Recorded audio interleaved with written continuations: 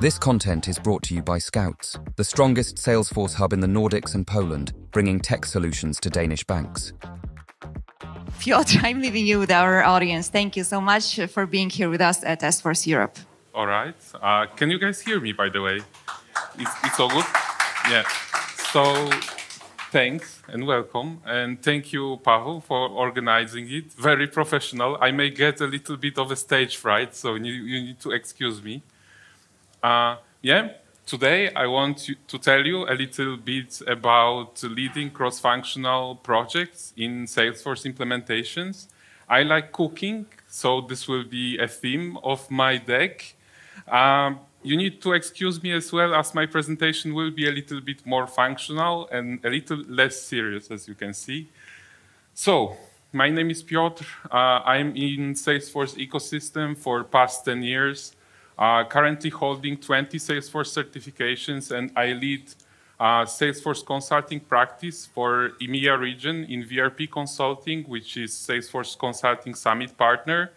And I want to tell you a little bit about managing the cross-functional teams in Salesforce implementations and why it is very important to include people from different disciplines into your team structure, and why it can actually help you grow and succeed when it comes to cooperation with your clients and partners.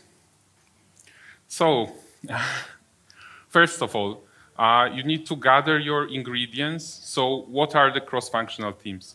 You need to bring a bunch of people together. We usually see that during the pre-sales stages, sometimes people say, okay, let's put only developers on it. They will deal with all the expectations.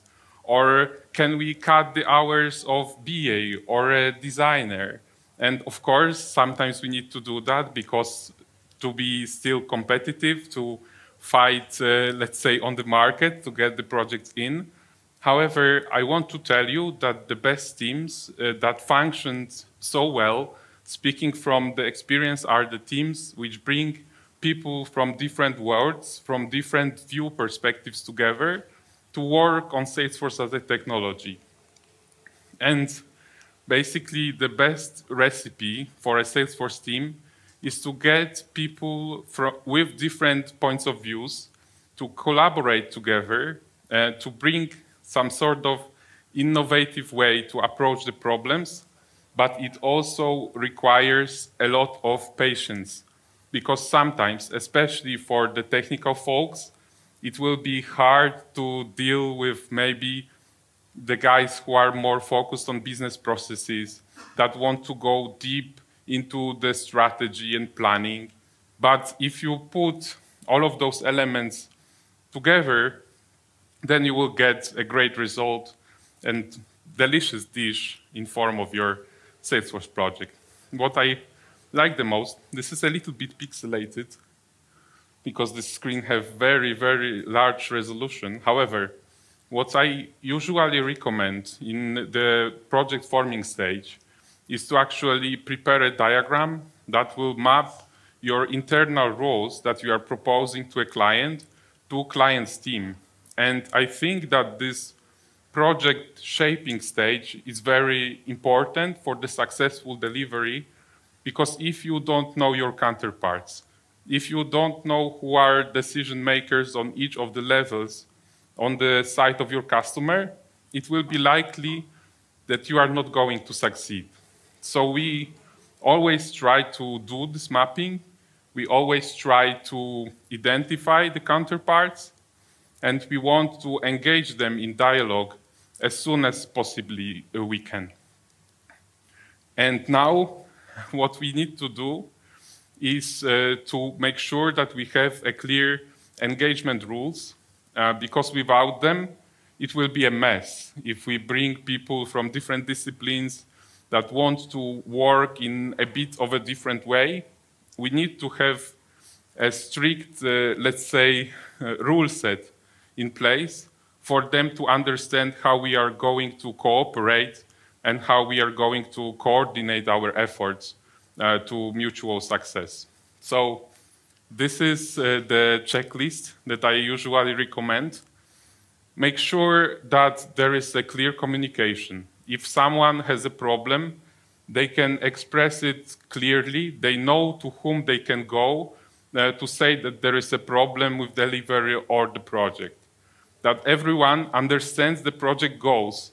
And this is very important because sometimes I was asking people who were working on the projects for even very long time, what is the goal? What is the problem that what we are trying to solve here?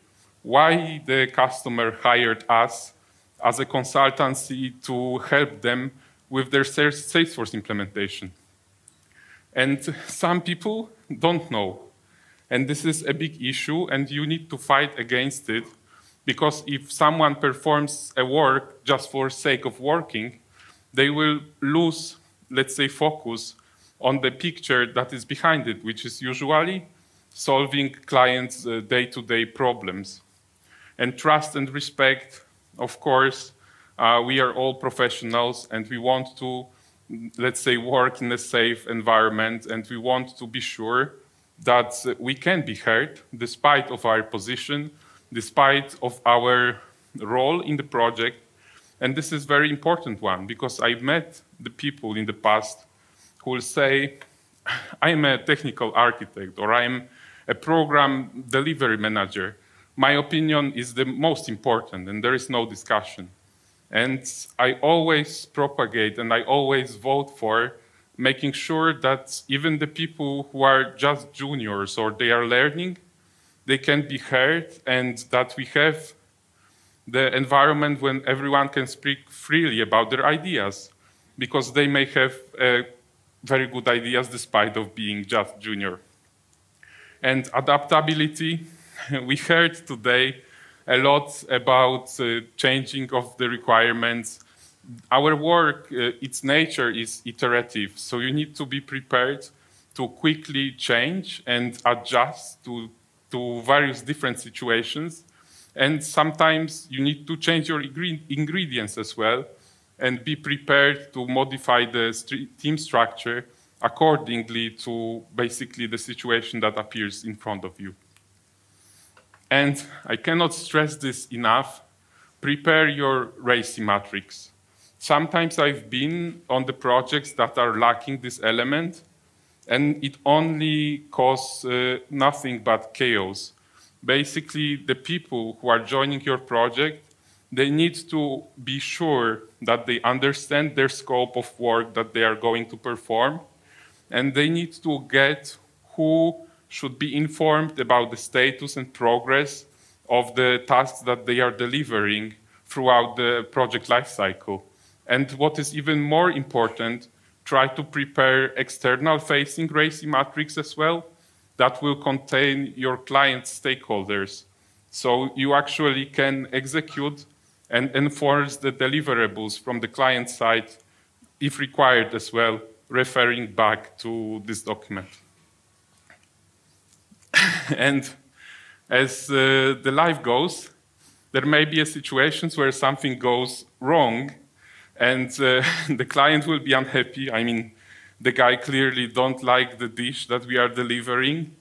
And you need to be prepared also to face such situations, that despite of all the efforts, all the time that you put into your work, into your delivery, into the preparation of your project activities, that client, despite of all of this, will not like the outcome, or you will get, let's say, in the situation when you cannot deliver what you are supposed to. And there may be a plethora of different, let's say, variables that will cause this. The project may be underestimated. The roles that you choose for the delivery may not be fully aligned with the expectations of a client, or simply the client will not be able to find the consensus when it comes to the requirements they assumed will be simple at the start of the project.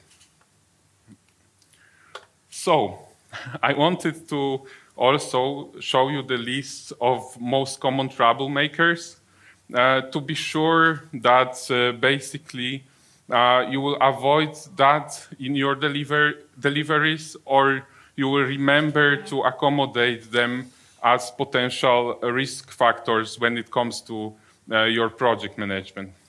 So of course, misaligned goals, especially in the big projects that involve multiple stakeholders from the client side, if there are different organizations acting as one company, or different departments even within the client's organization structure. They may come to your delivery project with different goals, and sometimes it happens they didn't even speak to each other before the project starts. So make sure to perform well your business analysis, that you will be sure that the goals that you define and the stories that you will write and document are what the client actually wants. Make sure that you play back this many, many times just to be, let's say, on the safe side when it comes to actual delivery, that you won't disappoint anyone with the stuff that you are going to present to them, even after the short period of time. Make sure that you understand that people may communicate in different ways. Some people will be shy, some people will be have this internal need to be at the center of the stage, and they will be always capturing, let's say, your time during the workshops, during the discussions about the intended functionalities. Make sure that you understand competing priorities as well. You are lucky if your project have a product owner who can, let's say, decide the scope and priorities for you. But if that's not the case, you need to understand and you need to be able to identify what comes first and what can be delivered a little bit later without any harm to your project. Team dynamics, of course, we are just people, and we've seen, and you did for sure as well, many different team compositions, and sometimes it will take just a little bit of time to get used to each other, of how we work, how we cooperate, and if there is something that you don't like. I am, let's say, for always open discussion. Workplace should be a place where you can basically tell what's wrong, and I think that if you cherish this type of environment, and you, let's say, enforce and encourage people to speak freely about their work problems, you will have less troublemakers, you will have less burnt projects. And of course, you need to make sure of the visual side of your deliverables. And it is very important as well, because sometimes people do a great job, but at the end they cannot, I hate the word, but sell it. They cannot present it properly to the client. So make sure that after you did all the great work, that you can prepare it in a nice way and sort of serve it to the stakeholders. And this is the last part that I really wanted to say, that in the project delivery, it matters as much as you perform the work, as well as how you are going to present it. Because you can write the shiniest code in the world, you can perform the greatest automations, but if the people don't realize what kind of value it brings to them and what problems does it solve, long-term usually, they will have a problem to justify the cooperation with you for the longer term. And whew, it's quite hot in here. Anyway, I hope you enjoyed the presentation. If you will have any kind of questions, I'll be more than happy to answer them now. If not, I'll be around. And yeah, thanks. Thank you very much. Please stay with us on the stage. Do we have any questions? Do you guys have any questions? Yeah, from almost the front row. Hey, so I wanted to touch more about communication with the clients. So from your experience, with regards to different communication styles, I know that implementers often like formal communications, like jury and stuff, and some clients really prefer, especially individuals, prefer informal communication where they can write directly to an implementer. How do you manage that? Do you adapt to the client, or? Yes, of course. So if the clients request to use any kind of tool set like Jira and to shorten the way to communicate, of course, we are not going to put a person in between just to be a translator. And we are not going to tell them, okay, you like to put your comments directly to Jira tickets, but here is our BA, you need to ask them first and then they write the comment. No, we would say it's okay to write a comment, but we would go and review them regardless later to see what kind of points they are raising, if they can be, let's say, propagated directly to the implementators, or we need to have like a wider discussion with the team. And sometimes we go all different way into the spectrum, and we prepare all different kinds of visual cues and trackers that people can go and check outside of Jira without any contact with the implementators. So I think that what helps is that usually when we start the projects, we start to, and we plan to perform something which is called program shaping. And during that stage, we try to sort of measure what kind of style of communication and what kinds of ways of engagement our client will prefer. And then we try to basically prepare our delivery methodology aligned to those expectations.